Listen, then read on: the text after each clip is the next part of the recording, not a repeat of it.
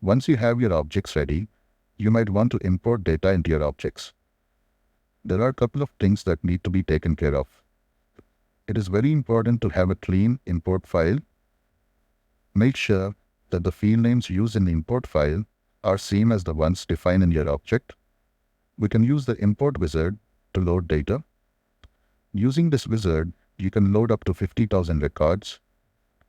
If you happen to have more than 50,000, then we can use the data loader tool, which I'll talk about later. You can see how the objects are related to one another in this entity relationship diagram. These relationships determine the order in which data should be loaded.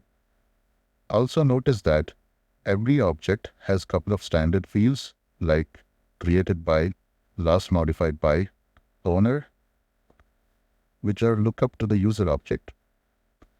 Just to avoid clutter, I've shown these fields only on the position object. However, those fields are present in every object, and dependencies dictate the order in which data is loaded. Therefore, you want to create records in the user object first, then load records into the position object, then candidates, then job applications, and finally reviews.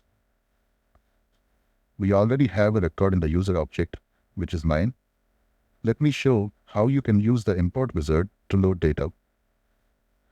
I have some sample data of positions, candidates, and job applications in a CSV format. Here is a CSV file that contains position records that I would like to import.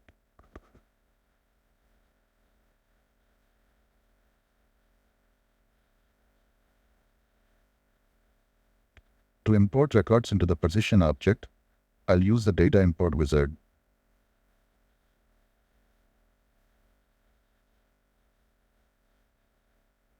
This wizard will quickly replace all these 4 links. I'll launch this wizard, then load records into the position object. I would like to add new records.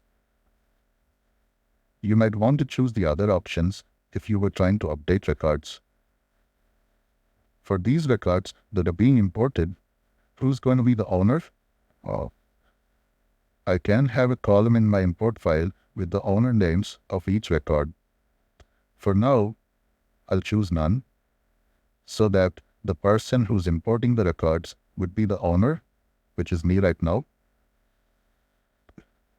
And on the position object, we have a hiring manager field, which is a lookup to the user object. So the system is prompting if we had a column in the import file determining who the hiring manager is for every record. Right now, I don't have a column with the hiring manager in the import file. I can drag and drop the import file and click Next. These are the fields on my object, and these are the field names from the CSV file. The system automatically mapped most of the fields since the names are identical. Looks like there are a couple of fields that are not mapped. I guess this is because I might have named this field different. Educational qualifications, and also another field, looks like I called it job responsibilities.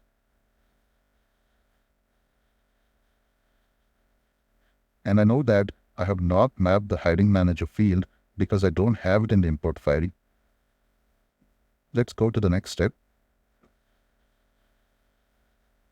I have a snapshot showing me what I'm trying to do. Let me start the import. I'll be notified by an email once the import is complete. You can see that 12 records are successfully imported.